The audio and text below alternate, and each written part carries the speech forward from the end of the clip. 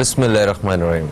السلام علیکم دوستو، میں ہوں فہیم عباس اور میں آپ سب دیکھنے والوں کو خوش آمدید کہتا ہوں رمضان المبارک کی خصوصی نشریات یا رحیم یا رحمان رمضان میں۔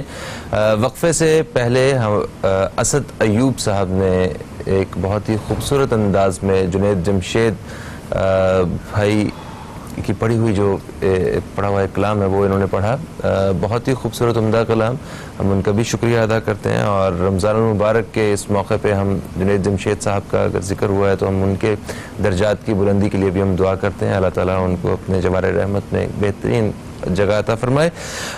آج پروگرام کا آغاز کرتے ہیں، عنوان کے حوالے سے بات کرنے سے پہلے آج رمضان المبارک کی بات کریں گے کہ رمضان المبارک اللہ تعالیٰ کی طرف سے بندے کو دی گئی ایک عظیم نعمت ہے۔ اس عظیم نعمت میں یہ ہوتا ہے کہ اللہ تعالیٰ کی طرف سے انوار و برکات کے سیلاب آتے ہیں، رحمتیں موصلہ دار بارشوں کی طرح برستی ہیں، اور ہم اس مہینے کی جو قدر و منزلت ہے اس سے واقف ہی نہیں ہوتے ہیں۔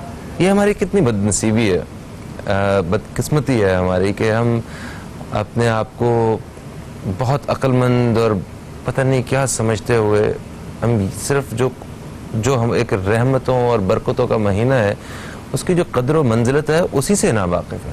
ہم واقف کیسے؟ ہماری فکر، ہماری جد و جہد وہ ساری کی ساری جو ہے وہ مادیت اور دنیاوی کاروبار کے لیے۔ اس کے علاوہ ہمیں اس مہینے کی جو قدر ہے اس کا کوئی ٹھیک سے اندازہ نہیں ہوتا ہے۔ ہم سوسائٹی میں دیکھتے ہیں اپنے کہ ایک دکاندار ہے تو وہ چاہتا ہے کہ رمضان کا مہینہ ہے، میرا سب مال بک جائے۔ دوسرا کہتا ہے کہ میرے سارے کپڑے بک جائیں، میرے سارے جوتے بک جائیں، مہنگے داموں بک جائیں، میں سب کچھ اس دفعہ کما لوں۔ حالانکہ اللہ تعالیٰ اس مہینے میں، علماء کرام فرماتے ہیں، ہماری دین سے جو ہمیں اگر تاریخ میں ہمیں سب کچھ ملتا ہے، اللہ تعالیٰ اس مہینے کا رزق ویسے ہی باقی مہینوں سے بڑھا دیتا ہے ہمارا۔ اور اس مبارک مہینے کی قدر وہ لوگ کرتے ہیں جن کی زندگی کا محور ما بعد الموت ہوتا ہے، یعنی کہ زندگی کے بعد کی جو زندگی ہے اس کے بارے میں اگر ہم تھوڑی سی بھی فکر رکھتے ہیں تو اس سے بڑی نعمت ہمارے لیے اور کوئی نہیں ہو سکتی۔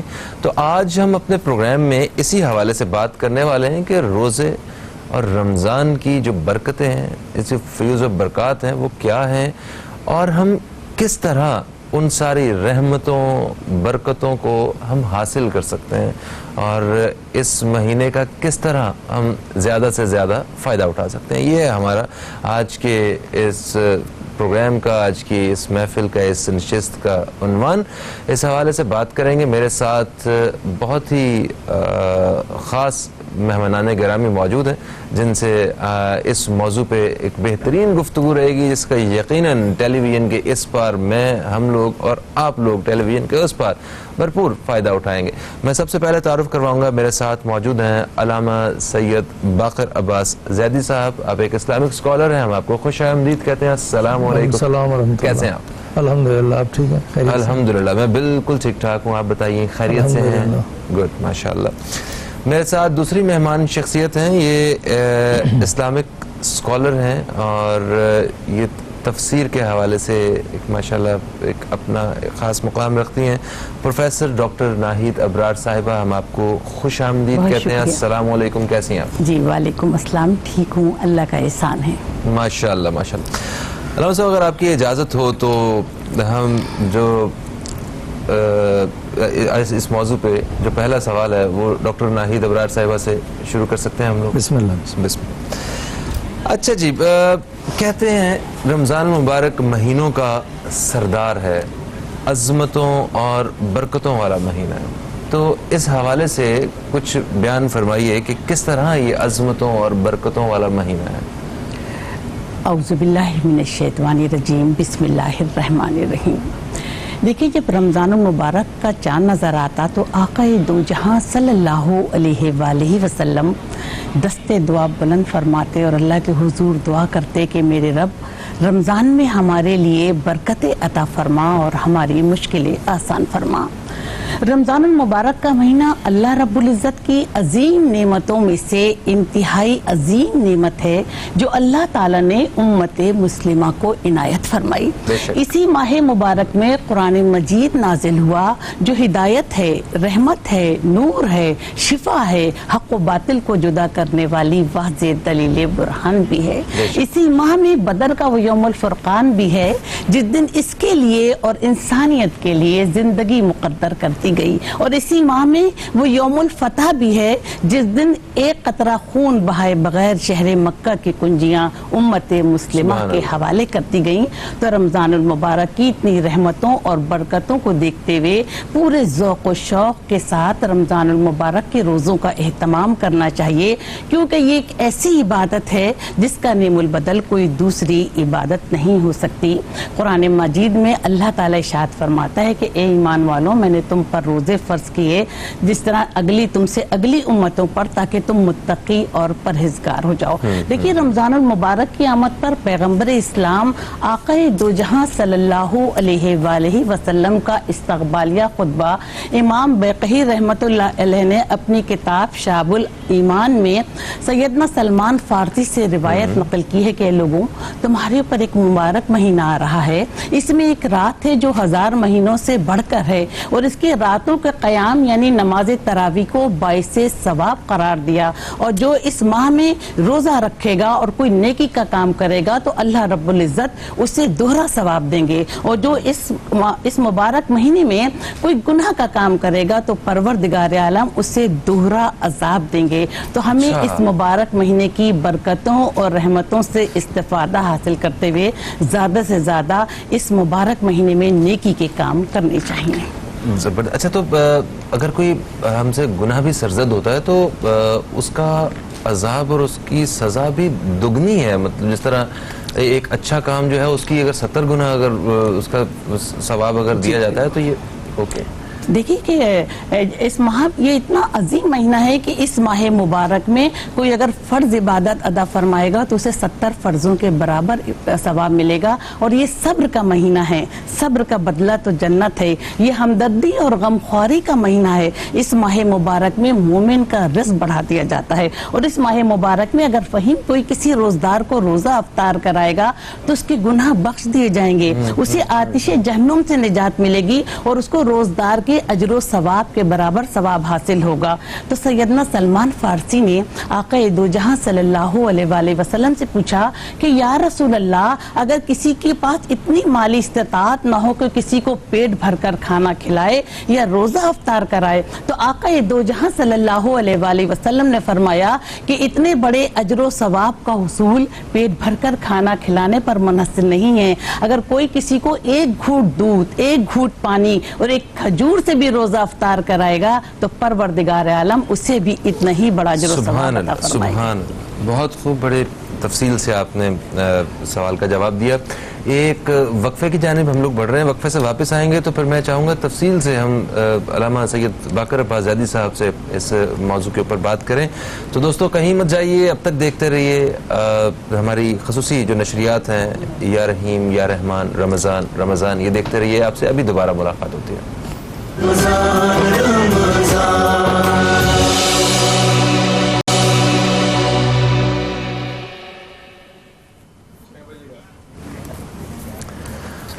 या रहीम या रहमान, रमज़ान रमज़ान, आप सब देख रहे हैं रमज़ान मुबारक की खसूसी नशरियात। अब तक टेलीविज़न पे या रहीम या रहमान, रमज़ान रमज़ान, और मेरे साथ स्टूडियो में जो शख्सियात मौजूद हैं, मेहमान शख्सियात, उनका तारुफ मैं एक दफ़ा फिर से करवाना चाहूँगा। मेरे साथ मौजूद हैं अल्लामा सैयद बाकर अब्बास ज़ैदी साहब, और हमारे साथ मौजूद हैं डॉक्टर नाहिद अबरार साहिबा।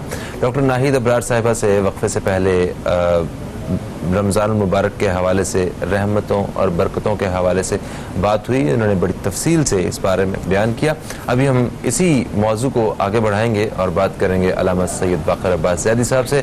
अल्लामा साहब, हमारा ये ईमान है कि रमज़ान का महीना ये रहमतों और बरकतों का महीना है। پہلے تو ایک چیز پہ تھوڑا سا اس حوالے سے بیان فرمائیے گا کہ آخر یہی مہینہ سارے مہینوں میں، سارے اللہ تعالیٰ کے دیے ہوئے مہینے، اس میں رحمتیں اور برکتیں صرف اسی مہینے میں کیوں چھپی ہوئی ہیں؟ اور نمبر 2 کہ اگر یہ رحمتوں اور برکتوں کا مہینہ ہے، بلکہ یقیناً ہمارا ایمان بھی ہے، تو ہمارا کیا کردار ہونا چاہیے اس میں؟ اگر ہم اس مہینے کا احترام نہ کریں تو کیا تب بھی ہمارے اوپر یہ اللہ تعالیٰ کی رحمتیں اور برکتیں نازل ہوتی ہیں، یا ہمیں اپنا کیا کردار رکھنا چاہیے؟ بسم اللہ الرحمن الرحیم ابی نسیم. دیکھیے خداوند عالم نے کس قدر اہمیت دی ہے ماہ مبارک رمضان کو، جس کو امت محمد کا مہینہ کہا گیا ہے. اس کی لیے تیاری جو ہے ماہ رجب سے شروع کرائی ہے. ماہ رجب کے پورے روزے مستحب ہیں، ماہ شعبان کے مستحب ہیں، ٹھیک ہے. وہاں سے انسان شروع کرے اور روزے کو اپنے شرائط کے ساتھ انجام دے. شرائط کیا ہیں؟ شرائط یہ ہیں کہ فقط 8 یا 9 چیزیں جو دن میں انسان اس سے رک جاتا ہے، یہ تو ایک ظاہری چیز ہے. اس کا جو باطن ہے وہ یہ ہے کہ انسان کی زبان، آنکھ، کان، ہاتھ، فکر، ہر شے کا روزہ ہونا چاہیے. اگر انسان کی فکر روزے میں چلی جائے، یعنی ہمیشہ مثبت سوچے، دوسروں کے لیے کار خیر کا سوچے، کبھی کسی کے لیے جو ہے وہ برائی نہ سوچے، تو یہ وہ زمین ہموار ہوگی کہ ماہ مبارک رمضان کی رحمتیں اس کے دل پہ تجلی کریں گی. ٹھیک ہے. تو اگر ہمارے مطلب ہم دل کا غبار اپنا اسی طرح رکھیں، دل کو صاف نہ کریں، جھوٹ بولیں، ہم دھوکہ دیں، حق ماریں اور چیزوں کو مہنگا بیچیں، لہذا رسول گرامی نے فرمایا کہ بہت سارے ایسے روزے دار ہیں کہ جن کو روزے سے فقط بھوک و پیاس ملتی ہے، وہ فقط بھوکے پیاسے رہتے ہیں، حاصل کیا ہوتا ہے؟ کچھ بھی نہیں ہوتا، بلکہ برعکس اثر ہوتا ہے. ماہ مبارک رمضان میں اگر کوئی گناہ کرتا ہے اس لیے کہ وہ احترام ماہ رمضان کو توڑتا ہے، تو اس کے نفس پر اس کا ڈبل اثر ہوتا ہے. وہ یعنی اسی خطبہ شعبانیہ میں جس کا تذکرہ ہوا، یہ خطبہ شعبانیہ معروف ہے رسول گرامی کا کہ آپ نے ماہ مبارک شعبان کے آخری جمعے کو ماہ رمضان کے استقبال کے لیے ایک خطبہ ارشاد فرمایا جو خطبہ شعبانیہ کہلاتا ہے. اور امیر المومنین نے ہماری روایت کی روشنی میں نقل کیا اس خطبے کو. تو اس خطبے میں رسول گرامی نے یہ فرمایا ہے کہ یہ وہ مہینہ ہے جس میں خداوند عالم میزبان ہے اور اس نے انسانوں کو اپنی مہمانی پر بلایا ہے. سبحان اللہ. ماہ مبارک رمضان افضل الشہور ہے. کیوں؟ اس لیے کہ یہ وہ مہینہ ہے جس میں تورات نازل ہوئی، انجیل نازل ہوئی. یہ وہ مہینہ ہے جس کے اندر کیا کہتے ہیں زبور نازل ہوئی. یہ وہ مہینہ ہے جس کے اندر قرآن کریم نازل ہوا، جس کی اہمیت یہ ہے کہ اس رات میں جو ہے وہ 1 درہم، 1 روپیہ آپ نے اگر کسی کو صدقہ کیا تو وہ 1000 مہینوں سے بہتر ہے. سبحان اللہ. سبحان اللہ.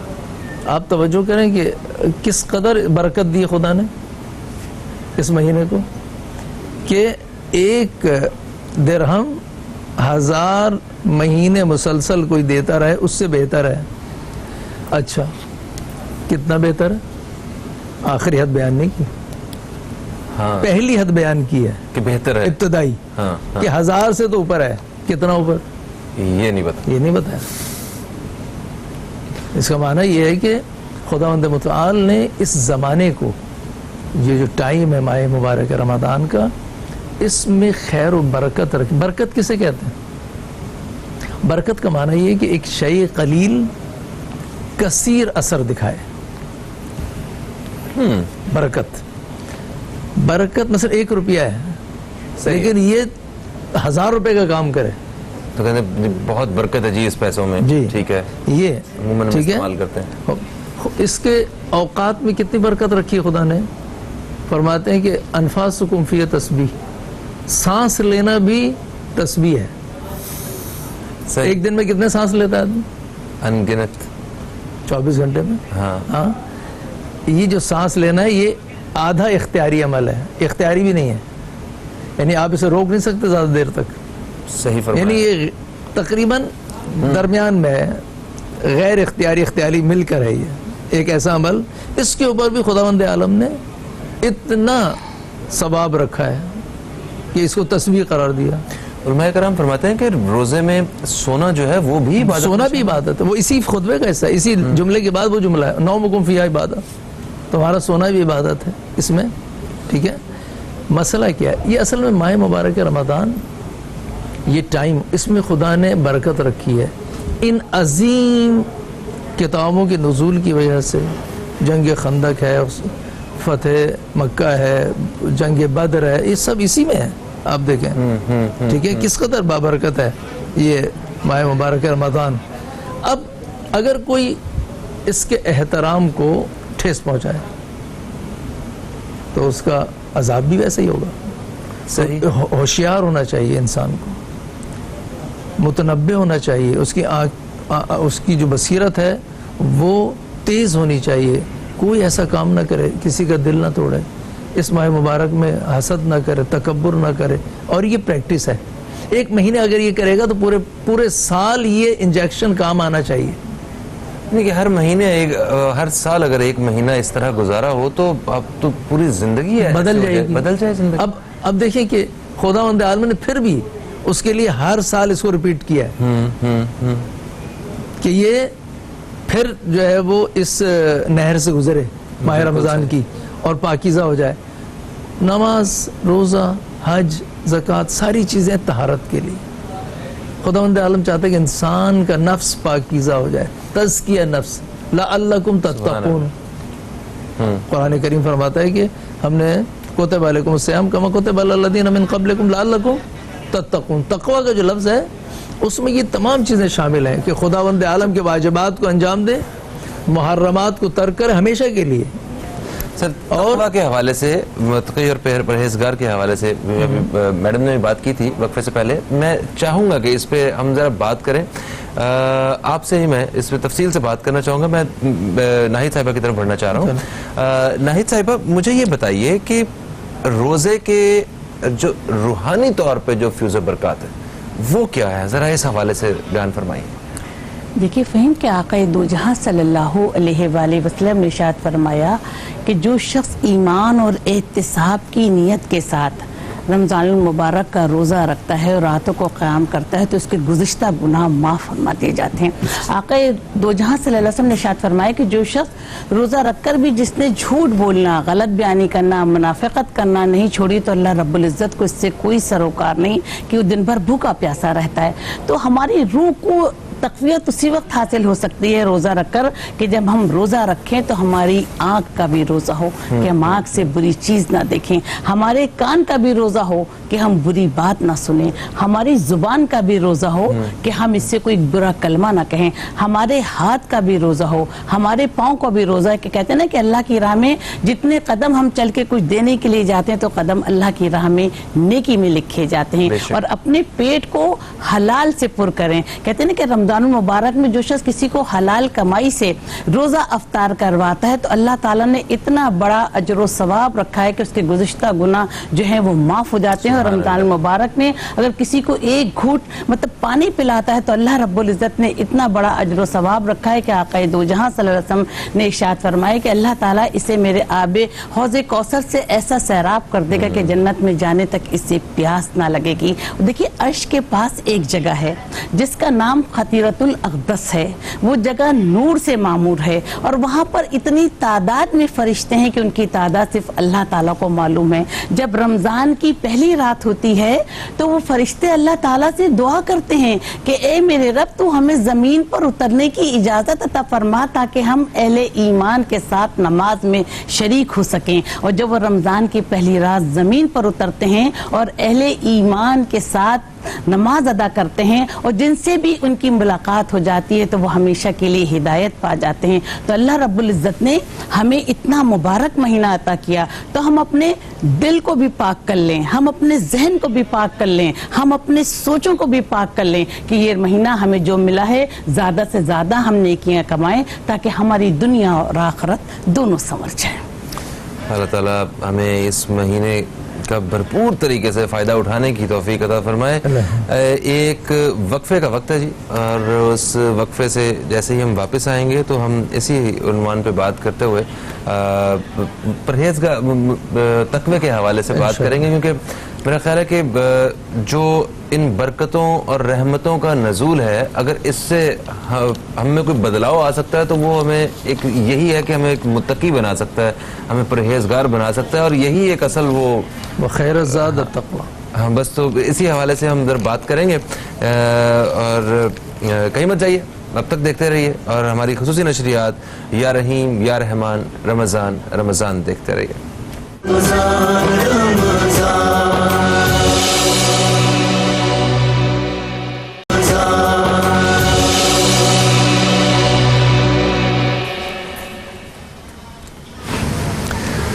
Welcome back. آپ دیکھ رہے ہیں ہماری رمضان المبارک کی خصوصی نشریات یا رحیم یا رحمان رمضان رمضان, اور اس نشریات میں ہمارے ساتھ آج موجود ہیں علامہ سید باقر عباس زیدی صاحب اور ڈاکٹر ناہید ابرار صاحبہ.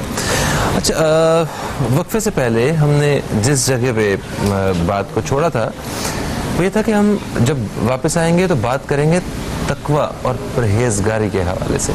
آخر یہ تقوی ہوتا کیا ہے, یہ پرہیزگاری جو ہے یہ ہوتی کیا ہے, ذرا اس بارے میں بتائیے گا, اور کس طرح ہم یہ منزل حاصل کر سکتے ہیں کہ جس میں ہم متقی ہو جائیں اور پرہیزگار ہو جائیں, اس کے لیے کیا کیا چیزیں ضروری ہیں, اس بارے میں بیان کیجیے. بسم اللہ الرحمن الرحیم. ایک تو یہ کہ لفظ تقوی جو ہے وہ عربی لغت کے اعتبار سے وقایت سے لیا گیا ہے. وقایہ یعنی اپنے آپ کو بچانا, جس کا ترجمہ اردو میں کیا جاتا ہے پرہیزگاری, یعنی پرہیز کرے یعنی دور رہے. ٹھیک ہے, ٹھیک ہے. اب کس چیز سے دور رہے؟ اچھا, یہ اردو میں اس طرح ڈیفائن نہیں ہے. ٹھیک ہے نا, اب یہ تھوڑی سی میں نے تعریف کی آپ کے سامنے. دین اسلام میں جو تقوی اصطلاح ہے اسے کیا معنی ہے؟ یہ تو ایک عربی لغت کا معنی تھا. صحیح. ٹھیک ہے. اس کا معنی یہ ہے کہ خداوند متعال نے ایک دستور دیا ہے, اس میں کچھ واجبات اور مستحبات رکھیں جنہیں انجام دینا ہے. ٹھیک ہے. کچھ محرمات ہیں جن سے پرہیز کرنا ہے, دوری کرنا ہے, انجام نہیں دینا. یہ جو ٹریک ہے فرض کریں, یہ دو چیزوں سے مل کے بنتا ہے. ایک واجبات ہیں جنہیں انجام دینا ہے, محرمات جن سے دوری کرنا ہے. ٹھیک ہے. جب ان دونوں پر انسان عمل کرے گا تو یہ شخص جو ہے شریعت کے راستے پر گامزن کہلائے گا. جب یہ شریعت کے راستے پہ گامزن کہلائے گا تو یہ متقی کہلائے گا, یعنی اس نے تقوی اختیار کیا ہے. اب جتنی بھی واجبات ہیں, چاہے وہ عبادات ہوں, نماز روزہ زکوٰۃ اور جہاد اور یہ تمام چیزیں ہوں, یا معاملات ہوں, اگر میں نے کوئی خرید و فروخت کرنی ہے وہ بھی دین کے قوانین کے مطابق ہونا چاہیے, ربا اس میں نہیں ہونا چاہیے. اسی طرح سے نکاح کے قوانین ہے, ارث کے قوانین ہے, مضاربہ ہے, مساقات ہے, یہ تمام کے تمام معاملات ہیں جو زندگی کو گزارنے کے ہیں, جسے دین نے معین کیا ہے. تو واضح ہدایات موجود ہیں, ہر چیز کلیئر کٹ, ہر چیز کلیئر موجود ہے. ٹھیک ہے, کہ زندگی کو, اب دیکھیں میں یہاں سے شروع کروں کہ انسان اگر شادی کرنا چاہتا ہے تو کیسی خاتون کو تلاش کرے, یہ خاتون اگر شادی کرنا چاہتی کیسے مرد کو تلاش کرے, یہ تمام روایات میں آیا. یہاں سے شروع ہوتا ہے معاملہ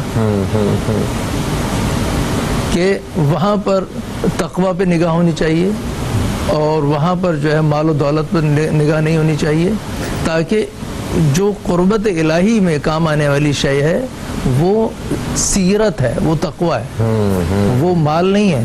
اگر ایک بد اخلاق انسان کے پاس مال ہے تو اس کی نسل آگے جو ہے وہ اس کے اندر اس کے اثرات آئیں گے. لہٰذا یہاں سے شروع کرتا ہے دین. مال بھی جیسا ہے اس طرح کے اثرات آئیں گے نا. جی ہاں, بالکل آئیں گے. یہاں سے شروع کرتا ہے دین, اور مرنے کے بعد تک قیامت تک کے لیے دین کے پاس احکام ہے کہ اگر کوئی مر گیا ہے تو اس مرنے والے کے لیے جو ہے آپ نے ایصال ثواب کرتے رہنا ہے. ٹھیک ہے. رب ارحمہما کما ربیانی صغیرہ کہتے رہنا ہے. ٹھیک ہے. اللہم اغفر للمؤمنین والمؤمنات والمسلمین والمسلمات کہتے رہنا ہے. بس دین ایک کامل نظام ہے. انسان کے دنیا میں آنے سے پہلے سے لے کر مرنے کے بعد قیامت تک کے لیے اس نے ہر چیز کو اپنے اندر سمیٹا ہوا ہے. بالکل صحیح. اب اس کے اندر جو چیزیں واجبات ہیں وہ معین ہو گئے, محرمات بھی معین کیے ہیں. شراب حرام ہے, چوری حرام ہے, قتل حرام ہے, حسد حرام ہے, تکبر حرام ہے. یہ تمام چیزیں جو ہیں ان کو انسان ترک کرے, چھوڑے. ٹھیک ہے, اگر کسی کے اندر حسد کا مادہ ہے دوسروں کی نسبت سے, ٹھیک ہے, وہ در حقیقت اس نے اپنے لیے ایک رکاوٹ کھڑی کی ہوئی ہے اندر, وہ تزکیہ نفس نہیں کر رہا ہے. کیوں؟ یہ حسد کیا کرتا ہے, یہ حسد جو ہے وہ پہلے اس کو خود کو جلاتا ہے. ہمیشہ یاد رکھیں, حسد کرنے والا جس سے حسد کرتا ہے اس تک اس کے اثرات بعد میں پہنچتے ہیں, سب سے پہلے خود اس کے اوپر اٹیک کرتا ہے.